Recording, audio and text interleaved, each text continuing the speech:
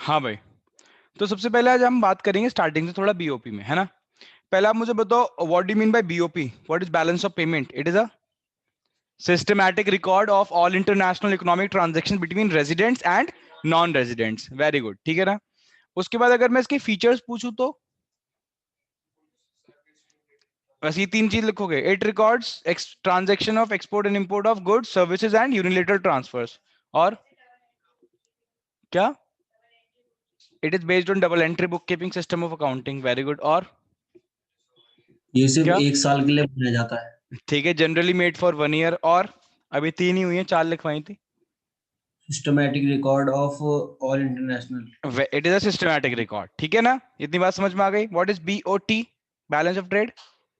It is the difference of export and import of goods जो उसी only, से relate करता ठीक है है ना। गुड्स को only। हाँ, सिर्फ गुड्स से रिलेटेड, ठीक है ना।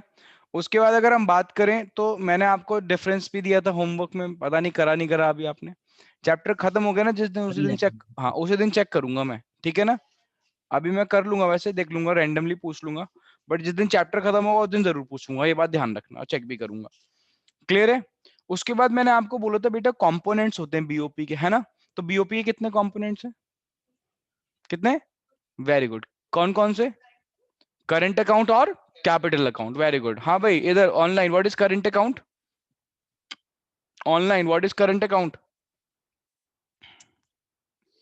अरे बोलो। which फेविक्विक। records export हाँ and import of goods and services हाँ, and income or unilateral transaction. Unilateral transition नहीं, ट्रांजैक्शन, ठीक है ना। आधे बच्चे तो फेविक्विक लगा के आते हैं यहाँ पे, इतने एरिया पे फेविक्विक लगा के ऐसे कर लेते हैं बस। हाँ भाई, तो current account is the account which records exports and imports of goods services income and unilateral transfers, ठीक है। उसके बाद ये यही कंपोनेंट भी है करंट अकाउंट के, ठीक है। चलो, व्हाट इज उसके बाद कैपिटल अकाउंट पे आ गए थे। तो कैपिटल अकाउंट क्या रिकॉर्ड करता है? हाँ, अरे एसेट्स एंड लाइबिलिटीज नहीं, वो ट्रांजेक्शन जो हमारे कंट्री की एसेट्स एंड लाइबिलिटी पोजीशन पे इफेक्ट डालते हैं। समझ में आ गई बात? तो वो ट्रांजेक्शन, तो इसके अंदर मैंने बात करी थी पहले, कौन सा कंपोनेंट पढ़ा था हमने? एफडीआई। क्या पढ़ा था? भूल गए? Foreign direct investments. अब फॉरेन डायरेक्ट इन्वेस्टमेंट्स की बात करें तो ये कौन सी इन्वेस्टमेंट्स होती है? सागर, सागर चौधरी।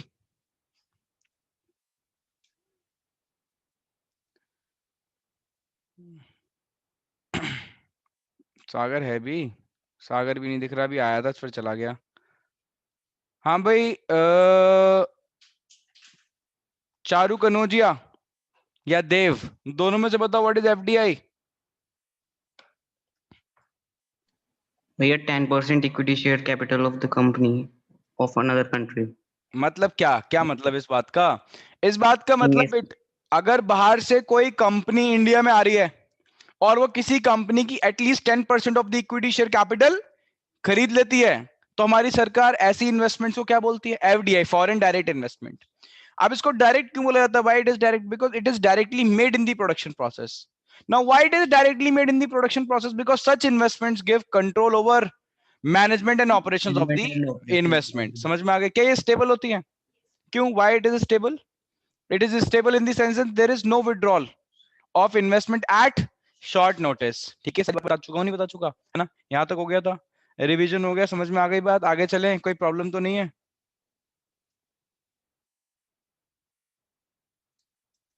यार हैदर,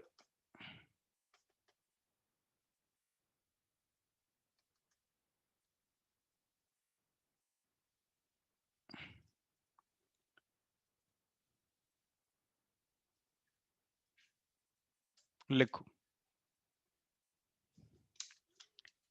फर्स्ट बुलेट पॉइंट, लिखिए these these are the investments, these are the investments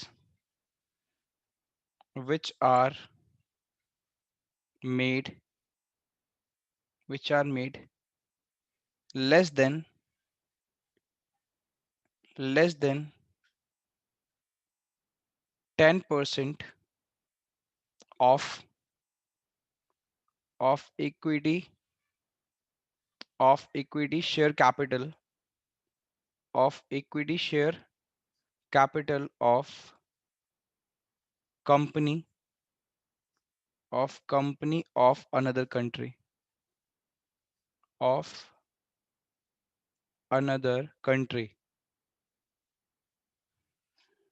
ठीक है, ठीक। हाँ भाई, कोई मुझे सेकंड पॉइंट बताना चाहेगा? बिल्कुल अपोजिट है एफडीआई का। चलो एक एक पॉइंट करके समझते हैं। मैं कह रहा हूं बाहर से अगर कोई इन्वेस्टमेंट आ रही है और किसी कंपनी के 10% से ज्यादा इक्विटी शेयर कैपिटल खरीद लेता तो वो कौन सी इन्वेस्टमेंट है? एफडीआई, ज्यादा। बट अगर 10% से कम खरीदते हैं हम तो वो कौन सी है? वो पोर्टफोलियो इन्वेस्टमेंट। इतनी बात समझ में आ गई, ठीक है ना? एफडीआई का सेकंड पॉइंट बताओ, सेकंड पॉइंट क्या था? वो तो क्या रहती थी? एफडीआई स्टेबल रहती थी। क्यों? Because there is no withdrawal at short notice. आप लोग बोलते ही नहीं हो, आप लोगों को याद ही नहीं है, पता नहीं क्या करते हो घर जाके, मुझे तो समझ नहीं आता। 4 पॉइंट है, 4 पॉइंट टिप्स पे होने चाहिए था आपके, बिल्कुल बिल्कुल टिप्स पे। तो एफडीआई बेटा, अगर मैं एफडीआई की बात करूं, एफडीआई स्टेबल होती है किस सेंस में? Because there is no withdrawal of investment at short notice, बस दीज इन्वेस्टमेंट्स आर इनस्टेबल। क्या है ये? Because these investments can be withdrawn at short notice. लिखते जाओ, ठीक है? एक पॉइंट अभी ऐसे ही बता रहा हूं, फिर पूरा डिटेल में प्रैक्टिकल फॉर्म में समझाऊंगा, टेंशन नहीं, ठीक है? तो क्या लिख के यहाँ पे बताओ भाई? These investments are unstable. These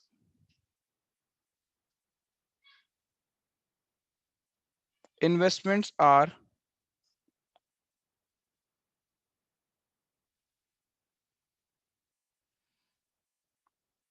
unstable in the sense that it can be withdrawn back at short notice ठीक है? हाँ भाई, थर्ड बताओ एफडीआई का। Control, very good. तो ऐसी investments does not gives control over management and operation of the investments, ठीक है ना? लिखो, these investments do not give control over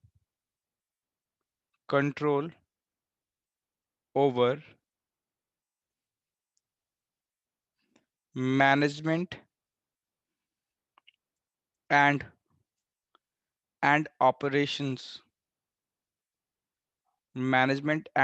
operations of the these investment do not give control over management and operation of the business या investment, ठीक है? Last बता दो, last point FDI का, जल्दी। does not contribute directly FDI का बताओ, FDI portfolio तो मैं लिख पाऊंगा, एफडीआई का बताओ, एफडीआई का। it contribute directly made in the production process. Very good. तो वो एफडीआई डायरेक्टली कहाँ पे करते हैं? हम कहाँ पे करते हैं? प्रोडक्शन प्रोसेस में, ठीक है? तो वो हमारे कंट्रीब्यूट करती है directly in the production process, but it does not contribute directly in the production process, ठीक है? लिखो,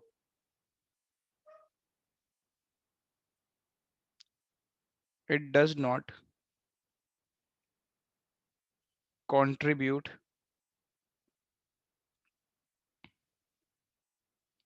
directly in the production process,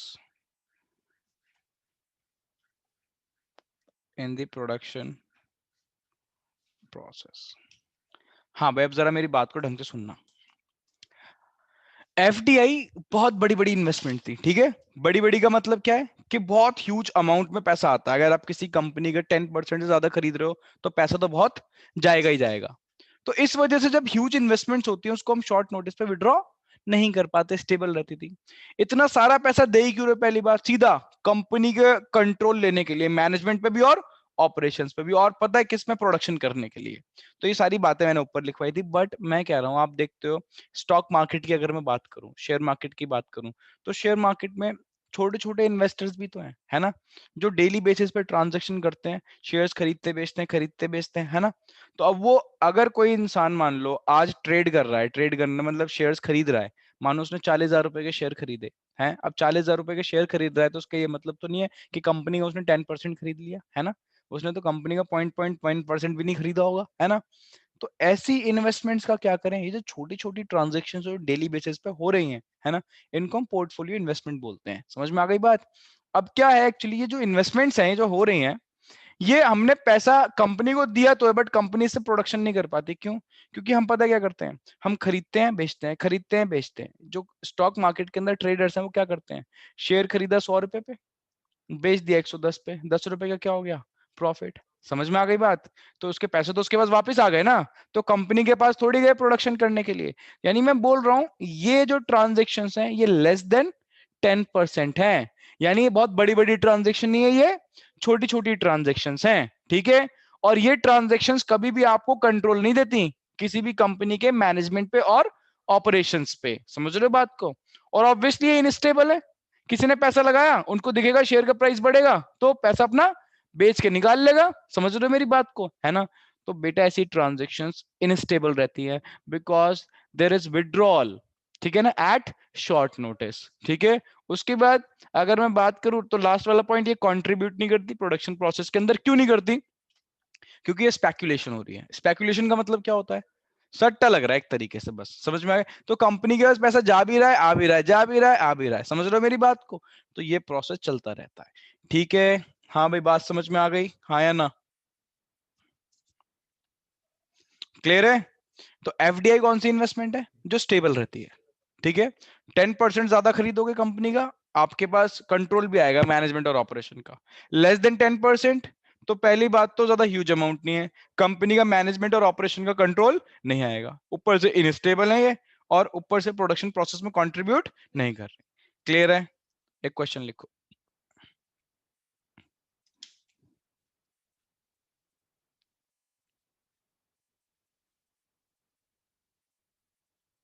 differentiate between foreign direct investment FDI and portfolio investment, portfolio investments। मैं कह रहा हूं अब ये question अगर पेपर में आ गया तो कर देंगे, कोई प्रॉब्लम तो नहीं है। क्योंकि मैंने ऊपर इसी तरीके से लिखवाया है कि आप उसको कैसे लिख सकते हो, डिफरेंस की फॉर्म में लिख सकते हो। समझ में आ गई बात। क्या ये क्वेश्चन बोर्ड में आया हुआ है? हाँ, ये बोर्ड में आया हुआ है, सीबीएसई में क्वेश्चन आया हुआ है, ठीक है। कि डिफरेंशिएट बिटवीन क्या करना है हमें, हमें एफडीआई करना है और पोर्टफोलियो इन्वेस्टमेंट। तो मैंने जो ऊपर लिखवाए हैं आपको वही लिखने हैं, ठीक है। क्लियर है, आगे चले, ठीक। अभी हमने ये क्या पढ़ रहे हैं, एफडीआई और पोर्टफोलियो, हम कहां पे पढ़ रहे हैं जरा बताना। कैपिटल अकाउंट के कंपोनेंट्स में। कहां पढ़ रहे हैं, कैपिटल अकाउंट के कंपोनेंट्स में। थर्ड कंपोनेंट लिखो, अभी सिर्फ दो ही कंपोनेंट हुए हैं, लिखो। Reserve asset transaction, reserve asset transactions, reserve asset transactions, ठीक है। लिखो, these are the transactions, these are the transactions which, these are the transactions which takes place, which take place between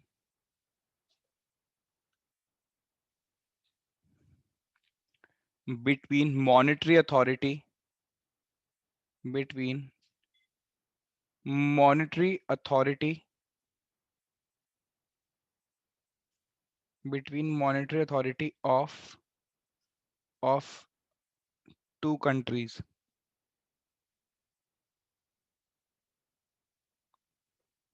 Two countries. ठीक है ना? Such transactions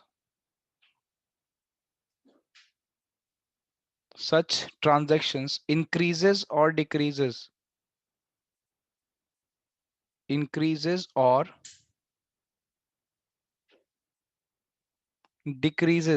the official reserve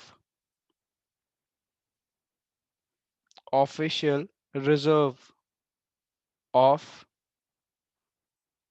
foreign exchange, official reserve of foreign exchange, full stop. Therefore, comma, therefore it is recorded in capital account of BOP, capital account of BOP. ठीक है? ठीक, अब मेरी बात को ढंग सुनना. तीसरा कंपोनेंट आ गया. तीसरे कंपोनेंट का नाम क्या है? Reserve asset transactions. ठीक है ना? अब ये रिजर्व एसेट ट्रांजैक्शंस क्या होती है? मैंने मनी एंड बैंकिंग में आपको पढ़ाया है. मुझे एक बार बताओ, हमारे कंट्री का official reserve of foreign exchange कौन मेंटेन करता है अपने पास? आरबीआई. कौन मेंटेन करता है? RBI. RBI is the sole custodian of foreign exchange. यानी हमारी कंट्री के अंदर जितना भी फॉरेन करेंसी पड़ी हुई है उसको अपने पास उसका रिजर्व कौन मेंटेन करता है? आरबीआई अपने पास पूरी फॉरेन करेंसी का रिजर्व मेंटेन करता है. ये रहा, है ना? ठीक है, तो मान लो ये डॉलर्स पड़े हैं आरबीआई के पास, आरबीआई इकट्ठे करता है. हम लोग यहाँ से एक्सपोर्ट करते हैं तो वो लोग किसमें पेमेंट करते हैं? हमें डॉलर में. हम डॉलर अपने पास इकट्ठा करके रख लेते हैं. समझ में आ गई बात? ये आरबीआई के पास बेटा डॉलर पड़ा हुआ है. अब मैं कह रहा हूं क्या होता है कि जैसे यहां पे आरबीआई सेंट्रल बैंक है, ऐसी दूसरी कंट्री के अंदर भी सेंट्रल बैंक है बेटा. सिर्फ इंडिया में थोड़ी है आरबीआई. इंडिया में तो सेंट्रल बैंक का नाम है आरबीआई. ठीक है? ऐसे ही सेंट्रल बैंक का अगर मैं यूएसए में देखूं तो यूएसए में उसका नाम है फेडरल बैंक. ठीक है ना? क्या बोलते हैं उसको हम? फेडरल बैंक यूएसए में. ठीक है?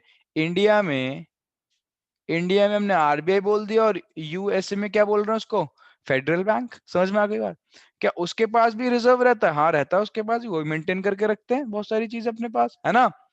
अब मैं कह रहा हूं क्या इन दोनों मॉनेटरी अथॉरिटीज के बीच में भी कुछ ट्रांजैक्शंस होती हैं? हाँ होती हैं. दो कंट्री की सेंट्रल बैंक्स या मॉनेटरी अथॉरिटीज के बीच में भी ट्रांजैक्शंस होती हैं.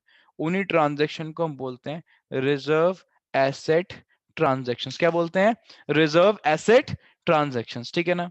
अब क्या इन दोनों बैंक्स के बीच में, इन दोनों मॉनेटरी अथॉरिटी के बीच में क्या ऑफिशियल रिजर्व या डॉलर का लेना देना चलता रहता है? हाँ चलता रहता है. कभी हम लोग उनको देते हैं, कभी वो हमको देते हैं उधार. समझ में आ गई बात? तो बोरोइंग्स और लेंडिंग दोनों चलती है. उधार लेना और उधार देना चलता रहता है. अब इसकी वजह से ये हमारा दिख रहा है official reserve of foreign exchange. कभी ये हमारी एसेट होती है. क्या होती है हमारी?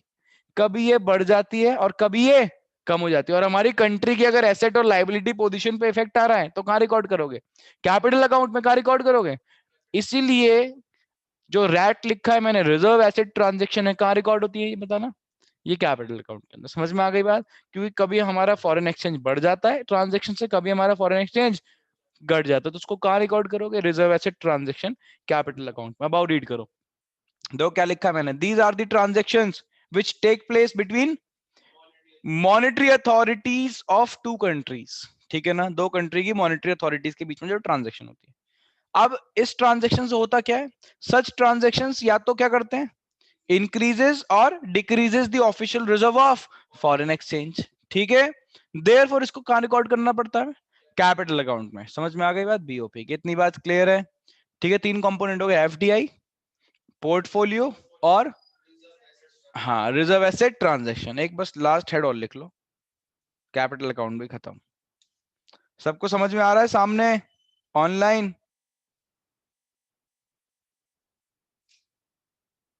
हाँ भैया.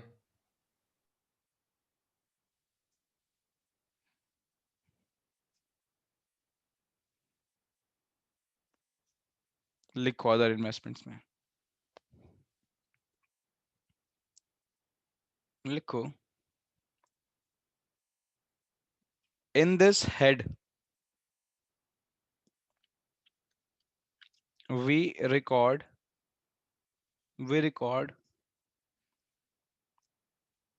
residuary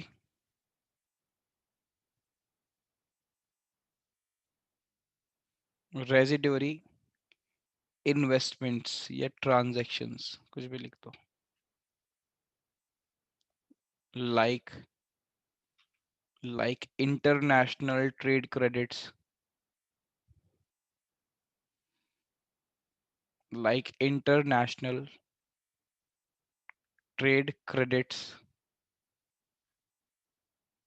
comma private holdings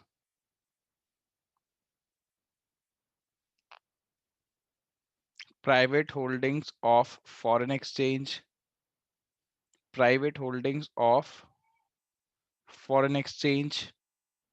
etc. बस इतना ही लिखना है इसके अंदर,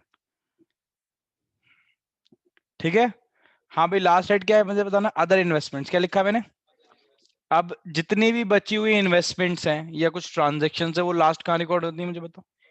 आप जैसे अकाउंट्स में लिखते हो मिसलेनियस हेड, बचा वो सब उसमें डाल देते हैं, है ना। ऐसे यहाँ पे हमने क्या डाला है, अदर इन्वेस्टमेंट्स में। तो in this head we record residuary, जितनी बची हुई इन्वेस्टमेंट्स हैं कहाँ डाल देते हैं, अदर इन्वेस्टमेंट्स में। For example international trade credit, किसी को लोन दे रखा है ना, इंटरनेशनल ट्रेड के लिए आपने लोन दे रखा है। हम लोगों ने प्राइवेट होल्डिंग कर रखी है किसकी, फॉरेन एक्सचेंज की। हमारी कंट्री में अधिकार किसके पास है, फॉरेन एक्सचेंज को होल्ड करने का, आरबीआई के पास। बट क्या लोगों के पास भी रहती है करेंसी, रहती है ना। तो जितनी प्राइवेट होल्डिंग्स है वो सरकार के पास उसकी इंफॉर्मेशन होती है, ठीक है। तो उसको सरकार कहाँ रिकॉर्ड करके रखती है, अदर इन्वेस्टमेंट्स में। तो ये लास्ट वाला जो ऐसा हेड है रेजिडुअरी, जितनी बची कुछ इन्वेस्टमेंट्स है वो कहाँ रिकॉर्ड होती है, अदर इन्वेस्टमेंट्स के अंदर। समझ में आ गई बात, ठीक। तो चार मैंने इसके कंपोनेंट्स बताए। पहला बताना एफडीआई, ठीक है। इंपॉर्टेंट इसके अंदर एफडीआई और पोर्टफोलियो ही है, ध्यान रखना, ठीक है। पहला एफडीआई, उसके बाद पोर्टफोलियो, उसके बाद रिजर्व एसेट ट्रांजैक्शंस और अदर इन्वेस्टमेंट्स, ठीक है। एक और क्वेश्चन लिखो जल्दी से,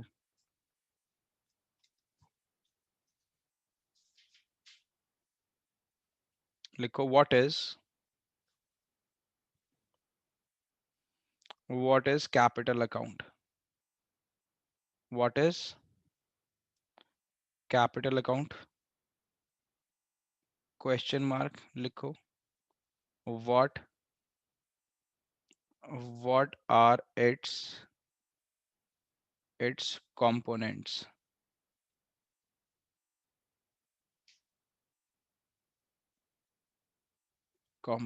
ठीक है। कर दोगे क्वेश्चन, अगर ये क्वेश्चन आ गया कोई प्रॉब्लम तो नहीं होगी किसी को, ठीक है। ऑनलाइन समझ में आ रहा है, Yes, sir. हाँ भैया। वेरी गुड, ठीक है। आगे चलते हैं,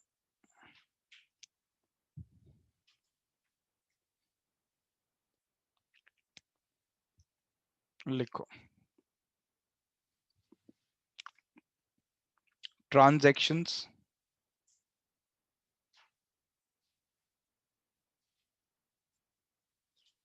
ठीक है, या इसको हम आइटम्स भी बोलते हैं,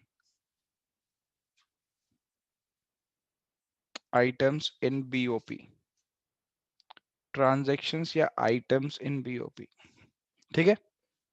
लिखो बुलेट पॉइंट चेंज बना के लिखो, देयर आर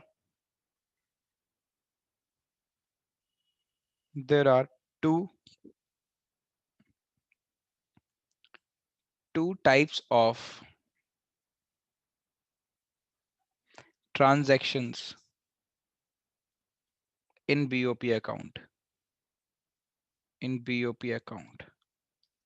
ठीक है ना। that is first autonomous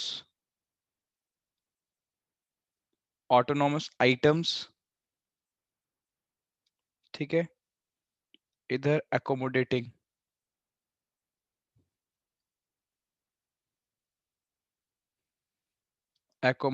items,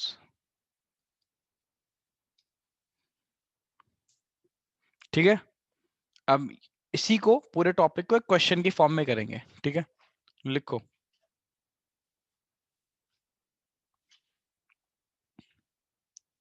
differentiate between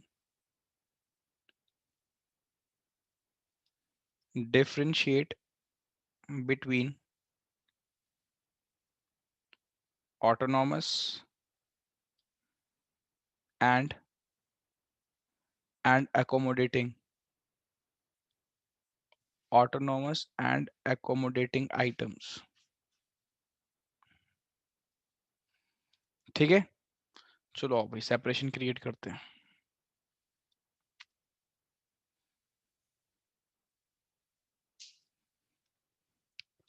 पहले में लिखो यहाँ ऑटोनॉमस,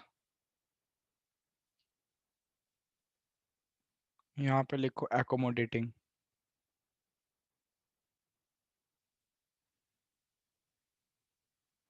ठीक है, लिखो भाई ऑटोनॉमस के अंदर first point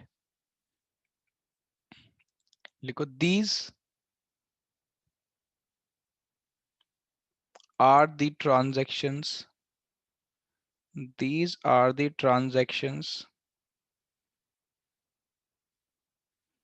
which take place due to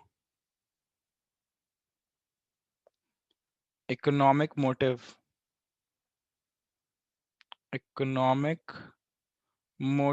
in BOP.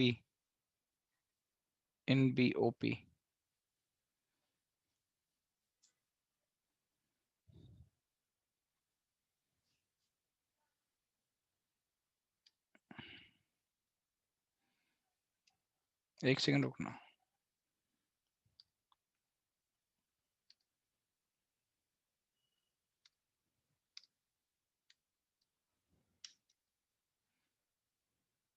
चलो ये कर लेते हैं.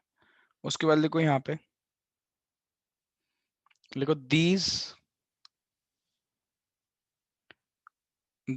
are the transactions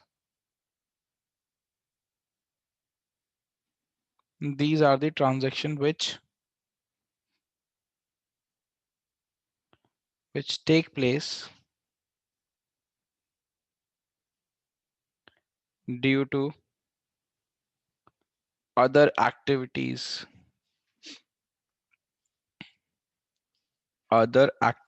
in BOP.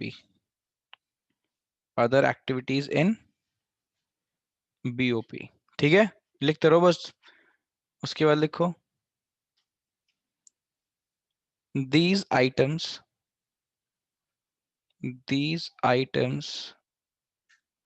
are often called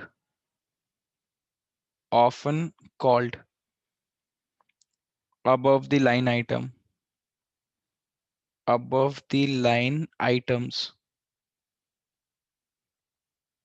इधर लिखो these items are often called below the line items.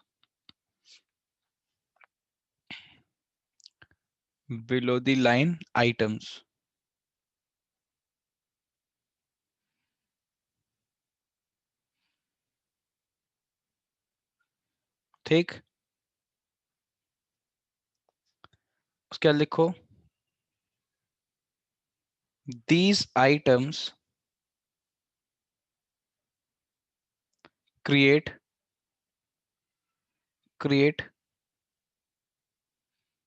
deficit in BOP when autonomous receipts या receipts are less than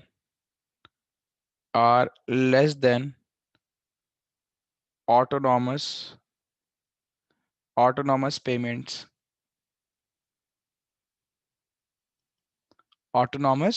payments. ठीक है, इधर आओ, लिखो these items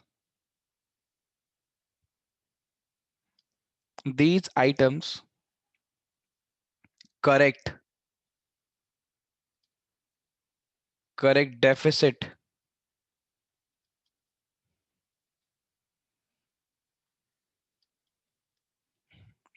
these items correct deficit in BOP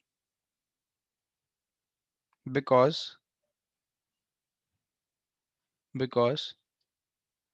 these items are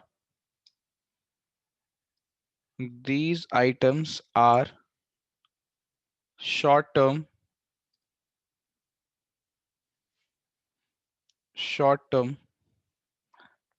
capital transactions which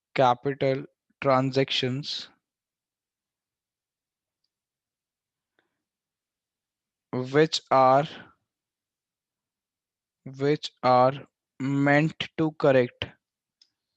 meant to correct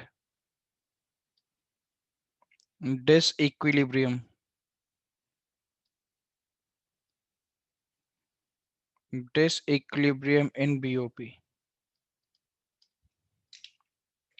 These items correct deficit in BOP because these items are short-term capital transaction which are meant to correct disequilibrium in BOP. आवाज आ रही है सामने online? Ritish आवाज आ रही है?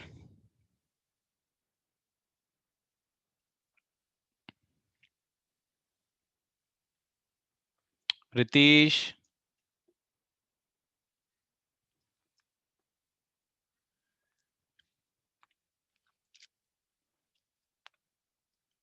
हैदर तुमने join कर रखा है? क्यों?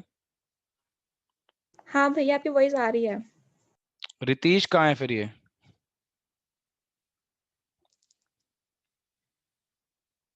हाँ भाई सुनिए मेरी बात को, मैं कह रहा हूं बेटा ये हमारा लास्ट टॉपिक समझ लो, उसके बाद छोटा सा टॉपिक और होता है वो भी करा दूंगा, ठीक है ना? बट वैसे लास्ट टॉपिक ही है बीओपी का, ठीक है ना? इतना ही बड़ा है बीओपी। अब हम बीओपी जो पढ़ रहे हैं, आपको मैंने स्टार्टिंग में बता दिया था कि बीओपी बेटा एक अकाउंट होता है, क्या होता है ना? और ऐसे बनता है बीओपी अकाउंट। मान लो ये बैलेंस ऑफ पेमेंट अकाउंट है हमारा, बीओपी अकाउंट है ना? इसके अंदर हम ट्रांजेक्शन्स रिकॉर्ड करते हैं, वही एक्सपोर्ट और इंपोर्ट की ट्रांजेक्शन्स रिकॉर्ड होती रहती है यहाँ पे। वो यहाँ पे इनर कॉलम में अमाउंट आता है, एक बाहर कॉलम, ठीक है, आउटर कॉलम में अमाउंट आता है। इसी तरीके से आप भी तो बनाते हो, बैलेंस शीट वगैरह बनाते हो कंपनी वाली, है ना? तो वैसे ही यहाँ पे एक बीओपी अकाउंट बनता है जो हमारी गवर्नमेंट सरकार मेंटेन करती है। अब मेन बात है इसके अंदर जितनी भी ट्रांजेक्शन्स रिकॉर्ड हो रही हैं, ये दो पार्ट में हम क्लासिफाई कर सकते हैं। या तो ये जो ट्रांजेक्शन्स रिकॉर्ड हो रही हैं, ये कौन सी ट्रांजेक्शन्स हो सकती हैं, जल्दी बताओ? ऑटोनॉमस। या ये जो ट्रांजेक्शन्स रिकॉर्ड हो रही हैं कौन सी हो सकती हैं? एकोमोडेटिंग। अब बस यही देखना है कि इनमें से कौन सी ट्रांजेक्शन कौन सी है एकोमोडेटिंग और कौन सी ट्रांजेक्शन ऑटोनॉमस है। मैं कह रहा हूं बीओपी के अंदर कोई भी ट्रांजेक्शन अगर आपने इकोनॉमिक मोटिव से करी है, बताओ अभी मैंने वर्ड क्या यूज करा? इकोनॉमिक। इकोनॉमिक का मतलब प्रॉफिट। तो अगर आपने कोई भी बीओपी के अंदर ट्रांजेक्शन प्रॉफिट मोटिव से करी है तो वो ऑटोनॉमस कहलाती है। क्या कहलाती है? तो अब इसके अंदर ट्रांजेक्शन रिकॉर्ड कौन सी होती है? एक्सपोर्ट और इंपोर्ट की। तो मैं एक्सपोर्ट और इंपोर्ट लॉस में जाने के लिए तो कभी करूंगा नहीं, हमेशा मेरा क्या मोटिव होगा कि मैं प्रॉफिट में ही रहूं, है ना? तो यानी जितनी भी ट्रांजैक्शंस हैं क्या सारी की सारी प्रॉफिट मोटिव से करी जा रही है? हाँ। तो यानी सारी की सारी ट्रांजैक्शन कौन सी हो गई? ऑटोनॉमस। तो फिर बात आती है कि सर फिर अकोमोडेटिंग ट्रांजैक्शन कौन सी है? अगर सारी की सारी ऑटोनॉमस हैं तो अकोमोडेटिंग कौन सी है? अब याद करो जब double entry book keeping system हम पढ़ते हैं तो उसके अंदर जब भी हम अकाउंट बनाते हैं तो एक बैलेंसिंग फिगर बचती है। क्यों डालते हैं उस बैलेंसिंग फिगर को? ताकि अकाउंट हमारा बैलेंस हो जाए। समझ में आ गया? तभी तो डालते हैं, है ना? तो क्या यहाँ भी double entry book keeping system follow होता होगा? हाँ। तो यहाँ पे भी क्या बैलेंसिंग फिगर बचती होगी? हाँ बचती होगी, है ना? तो मान लो आपको तो पता है वैसे भी हमारा कंट्री का बीओपी अकाउंट किस में रहता है? डेफिसिट में। हम इंपोर्ट क्या करते हैं ज्यादा और एक्सपोर्ट क्या करते हैं? तो आपको पता है बीओपी किस में आता है? डेफिसिट में। तो जितना कमी रह जाती है, जो कमी है डेफिसिट है, उसको पता है सरकार क्या करती है? सरकार अपनी तरफ से पैसा डाल देती है, फाइनेंस कर देती है, जिसको हम नाम देते हैं ऐसे गवर्नमेंट फाइनेंसिंग। क्या नाम देते हैं? गवर्नमेंट फाइनेंसिंग, ठीक है। और एक आइटम एंड में जाके यहाँ पे लिख देते हैं हम, देखो ऐसे एंड में यहाँ लिख देते हैं हम गवर्नमेंट फाइनेंसिंग। अब मैंने ये जो आइटम लिखी है मान लो यहाँ पे गवर्नमेंट फाइनेंसिंग, इसका रीजन क्या था लिखने का? बताओ भाई क्या रीजन क्या था? ये एक्चुअली में बैलेंसिंग फिगर क्या है, जल्दी बताओ? है ना, बैलेंसिंग फिगर है ये। अब बैलेंसिंग फिगर को हम लिखते क्यों हैं, ताकि हमारा अकाउंट बैलेंस कर जाए। यानी कहने का मतलब है ये जो हमने आइटम डाली है अकोमोडेटिंग आइटम है, और अकोमोडेटिंग आइटम डालते हैं हम इस वजह से हैं ताकि हमारा अकाउंट क्या हो जाए, बैलेंस हो जाए। यानी बीओपी के अंदर जो डेफिसिट था उसको करेक्ट किसने करा, अकोमोडेटिंग। बीओपी अकाउंट को डेफिसिट में लेके कौन आया, ऑटोनॉमस। इतनी बात समझ में आ गई। आओ जरा ऊपर रीड कर लेते हैं पहले, फिर और बात समझ में आएगी और ढंग समझाऊंगा। देखो लिखा, these are the transaction which take place due to economic motive. Economic का मतलब प्रॉफिट मोटिव। और अकोमोडेटिंग में लिखा, these are the transaction which take place due to other activities in BOP. ठीक है ना, उसके अलावा। अब मैं कह रहा हूं ऑटोनॉमस को हम एक बात और बोल सकते हैं, क्या, अबव द लाइन आइटम्स। क्या बोल सकते हैं, क्यों, क्योंकि ये सब ज्यादातर ऊपर रिकॉर्ड होते हैं।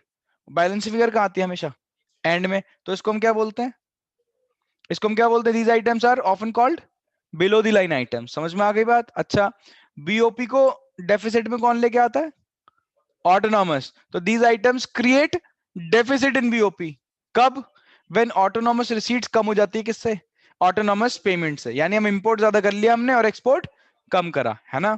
अब ये क्या करती है, ये आइटम्स करेक्ट करती हैं, these items correct deficit in BOP because these are, देखो लिखा, these are short term capital transaction, यानी पैसा डालती है सरकार सीधा, ठीक है ना। विच आर मेंट, जो किस लिए बनाई गई, which are meant to correct disequilibrium in BOP का जो डिसइक्विलिब्रियम था, जो डेफिसिट था, उसको करेक्ट करने के लिए। यहाँ पे एक चीज लिख लो, फॉर एग्जांपल गवर्नमेंट फाइनेंसिंग।